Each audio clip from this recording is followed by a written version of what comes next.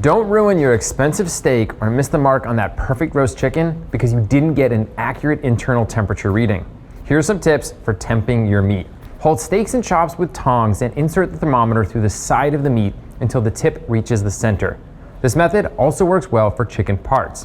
When burgers are on the menu, leave the burger in the pan or on the grill and slide the tip of the thermometer into the top edge. Push it towards the center and look for the lowest internal temperature. When temping a roast, insert the thermometer at an angle, pushing the probe deep into the roast and then slowly draw it out. Look for the lowest temperature to find the center of the meat. When cooking whole poultry, temp the breast by inserting the thermometer from the neck end into the thickest part of the breast and hold it parallel to the bird. Make sure you avoid hitting the bone because that will give you an inaccurate reading.